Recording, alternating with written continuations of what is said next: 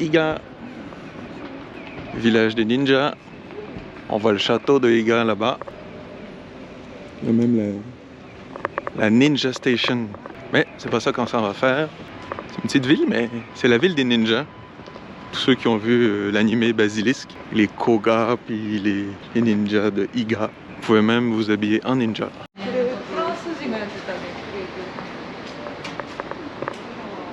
Vieux Shotengai d'Iga. Et j'ai toujours aimé les vieux Shotengai. C'est dans ce genre de spot où il y a des micro-boutiques. Et ce genre de micro-boutiques sont un peu uniques. C'est le propriétaire qui change tout. Il y a des petits restos aussi.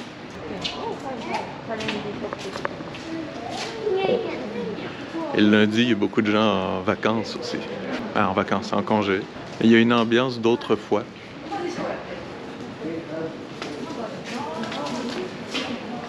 C'est rarement les gros branding. Jardin random. Magasin de souliers de la mort. C'est cool. Ça me plaît bien. Ça fait différent des grosses marques qu'on voit tout le temps partout. Il y a des petits trucs uniques.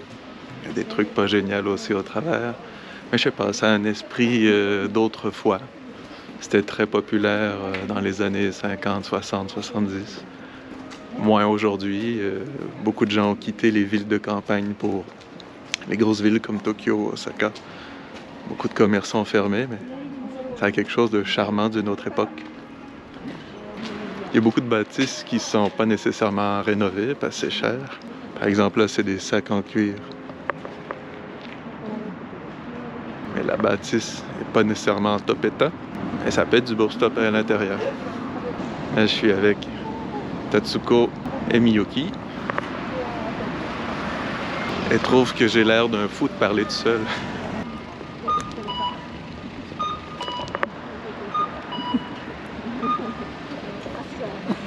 Centre-ville. C'est pas une grosse ville. Et c'est plus gros que Tamba, où on habite. Donc Iga, c'est dans la préfecture de Mie. C'est dans le centre du Japon. Vous tapez préfecture de Mie, vous allez voir c'est où. Mais en gros, c'est à l'est de Nara. C'est un très joli spot. Il n'y a pas juste des ninjas à voir non plus. Il y a bien sûr des temples comme un peu partout au Japon. C'est pas moi le guide aujourd'hui, fait que je sais pas où on va. Mais il y a un temple. On va peut-être là.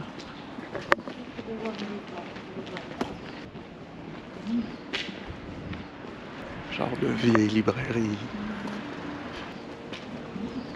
Genre de Tokyo Tower.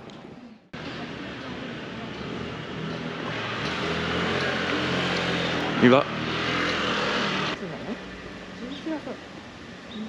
C'est beau. Vraiment. En bon état en plus.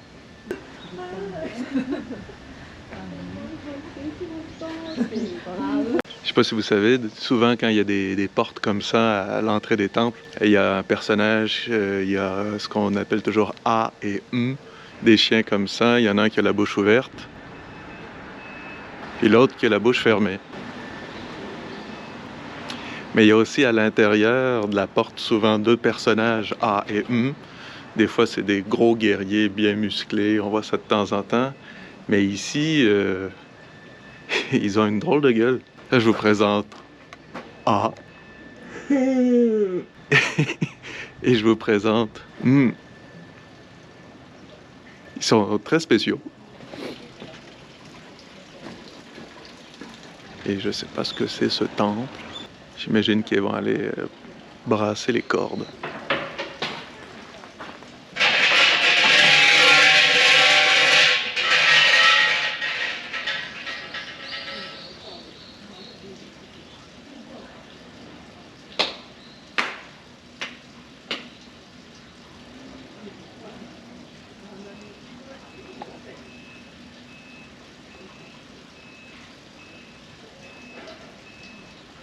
Je peux pas vous garantir l'ordre, mais vous faites comme Miyuki et Tatsuko, ça marche. Là.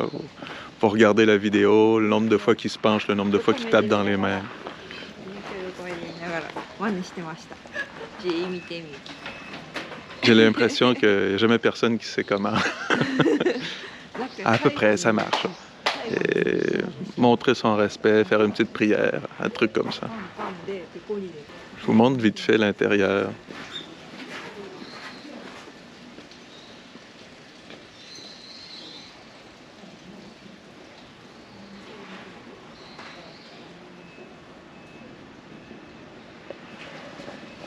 De temps en temps, j'imagine qu'il y a des cérémonies ici. Au jour de l'an, c'est sûr et certain. Et les A et M, je vous ai montré les deux bonhommes bizarres. De l'autre côté de la porte, il y en a d'autres. Là, c'est des espèces de chiens dragons.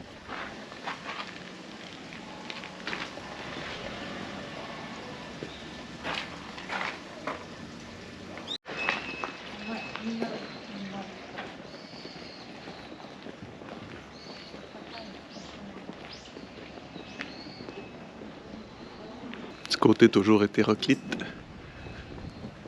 dans l'urbanisation moderne, historique. Tout ça, c'est trash. De la rouille, du neuf, du beau. Ça varie, mais des fois, des jolis commerces de guetta. Espèce de sandales traditionnelles japonaises qui s'appellent des guettas. On en porte dans les festivals. Je sais pas si c'est confort. C'est confort? Ouais. Oui.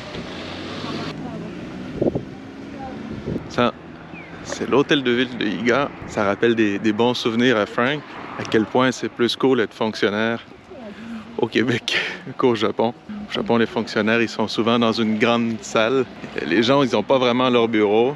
Ils sont côte à côte. Il y a 3 tonnes de papier. Il n'y a pas d'intimité.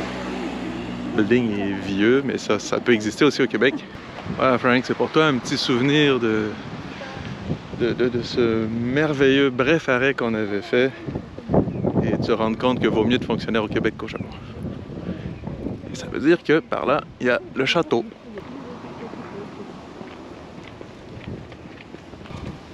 Ça paraît pas, mais c'est une école.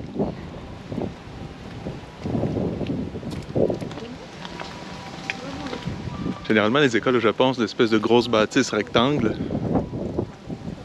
Vous en avez sûrement vu dans différents animés, on en voit tout le temps, mais ici, c'est comme une partie sphérique ronde, un gymnase en béton, et puis une partie en bois.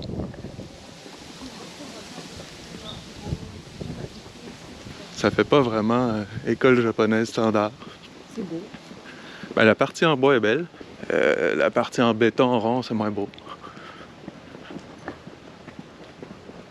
Puis de l'autre côté, à base du château, on me dit qu'il n'est pas beau à l'intérieur. Il faut savoir qu'au Japon, des châteaux intacts qui datent de plusieurs centaines d'années, il en reste 12, je crois. J'en ai juste vu un une fois à Hikone. Ah, je vous montre, on le voit apparaître.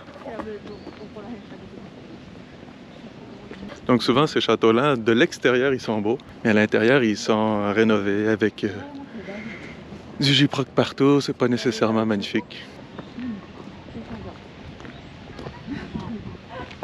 Quand je vous dis qu'il y a des ninjas partout, même les petits bonhommes qui vous disent où aller à droite, à gauche, c'est des ninjas. C'est très très beau.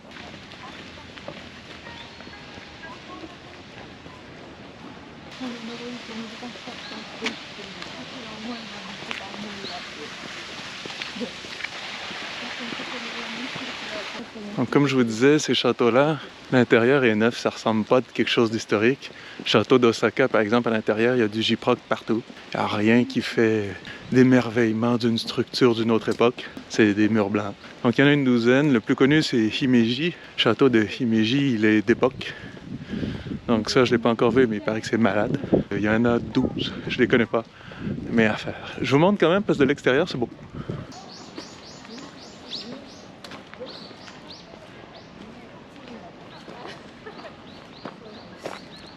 Voilà, c'est donc le petit château de Iga. Très joli. Je vous montre l'extérieur aussi.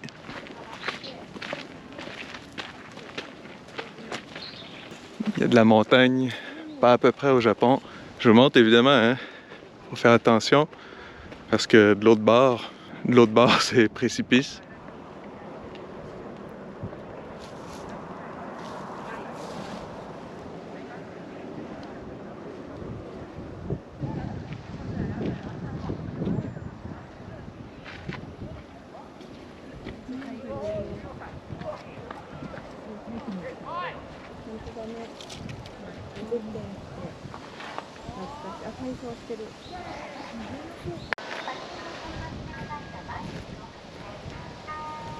C'est quand même nice.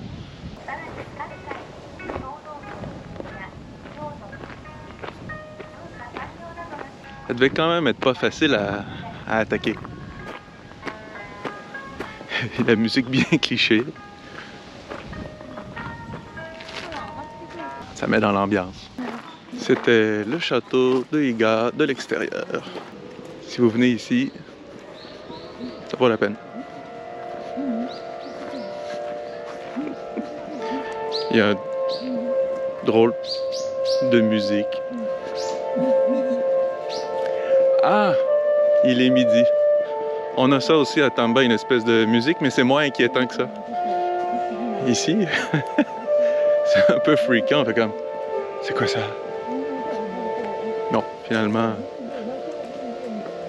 genre, on dirait un orgue. Il manque de jus. Ouais, c'est plus beau chez nous que ça quand même. Mais c'est drôle.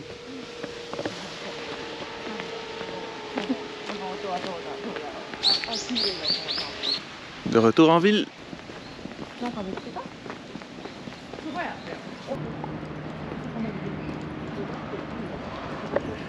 Centre-ville, c'est des centres-villes. C'est buildings en béton partout. On dirait des banlieues nord-américaines avec des power centers. C'est pas nécessairement le truc le plus exceptionnel à visiter, mais ça peut être agréable pareil. Il y a quand même des petits commerces indépendants qui peuvent avoir des produits cool. Ça vend pas du rêve niveau tourisme, mais il peut y avoir des super restos, des petits commerces très charmants. Donc j'aime bien me perdre dans les rues au hasard. Ah! Je vous parlais d'une école tantôt. Une école, ça a plus l'air de ça.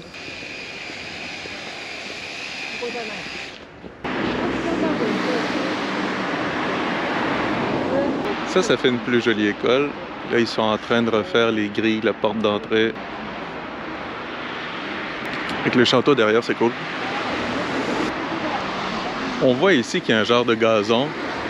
Ils n'ont pas de tondeuse pour ça. Ils ont des espèces de chainsaw, mais en fait, c'est des dents qui avancent et reculent.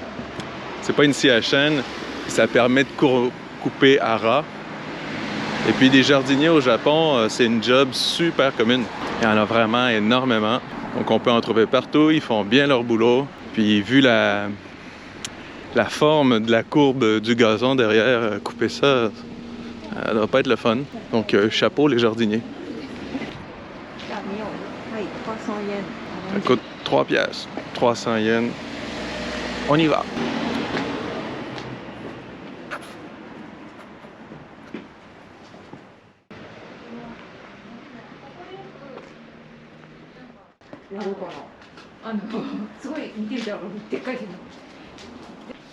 En entrant, vous devez le savoir déjà, il faut poser ses souliers.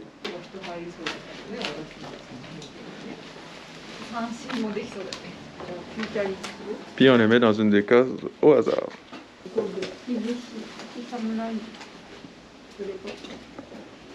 Donc on rentre nez bas. Et dans les temples l'hiver, ben c'est pas chauffé. Donc le sol, c'est froid. C'est soit tatami, soit bois.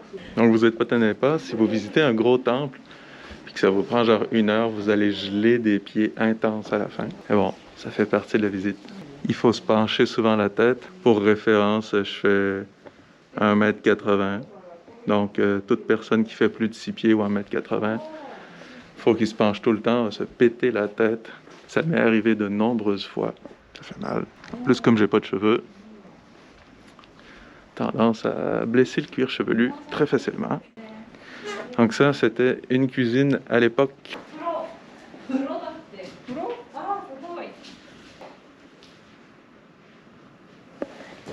Ça fit pas en tout.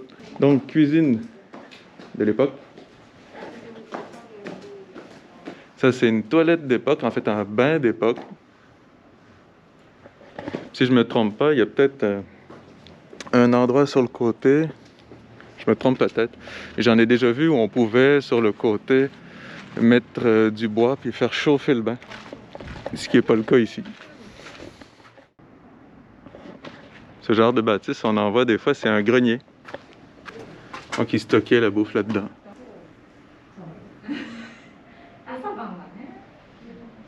Les toits, ils sont quand même super beaux, tout le temps. Quand on habitait là, ça avait quand même franchement de la gueule.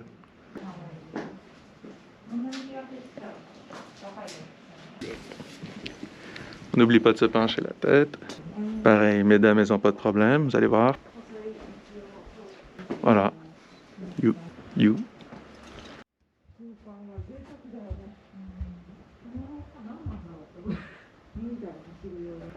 Avoir une cour intérieure comme ça serait trop hot.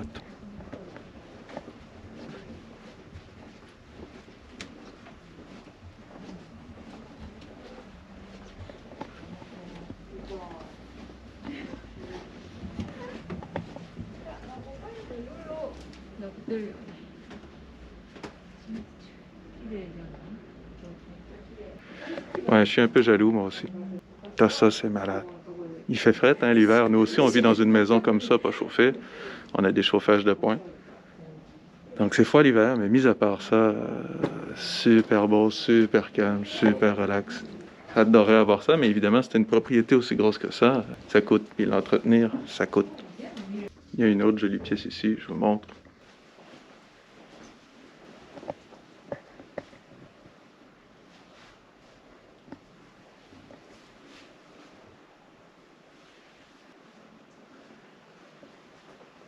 C'était donc la pièce du professeur, si je comprends bien.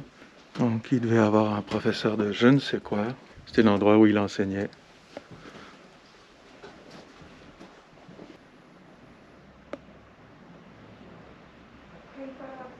J'adorerais avoir ça.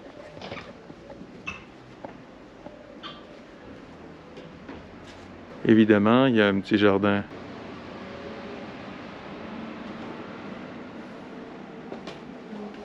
Faut bien sûr imaginer qu'à l'époque, il n'y a pas les buildings en béton autour. Ça devait être magnifique ici.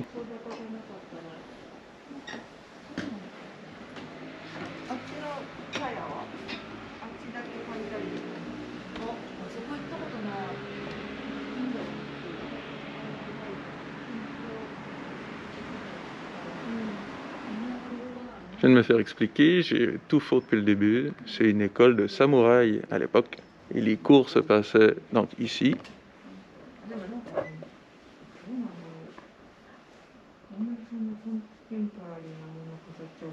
Donc ça faisait une bonne école, puis tout ce qu'on a vu là-bas, c'était pas la salle des cours, c'était la salle de repos des professeurs.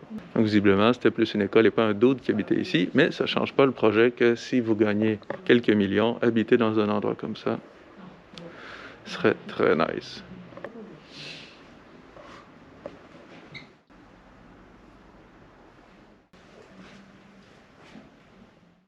On a fait le tour, c'était beau, ça fait rêver. On veut ça nous aussi.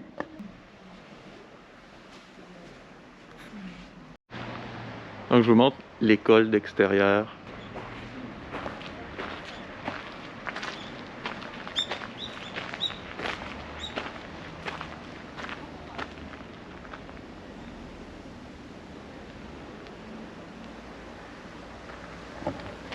J'imagine que les cours étaient pas faciles à l'époque, mais au moins quand tu arrivais à aller à l'école, je sais pas, ton école était belle, ça te remplissait d'énergie, puis après, les cours, ça devait pas être ce qu'il y a de plus trippant, ou peut-être que si.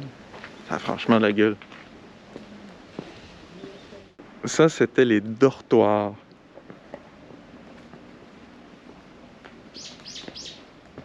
Donc les gamins, genre de 9 à 16 ans, ils dormaient là-dedans.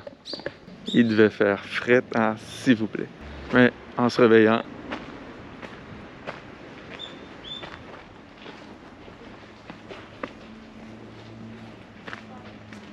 voilà pour la petite école de samouraï. Bye bye, à la prochaine.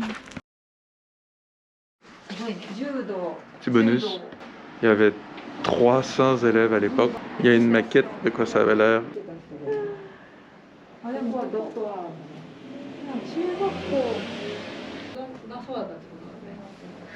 学校だったらね、やっぱ 300 élèves, ça prend beaucoup de building.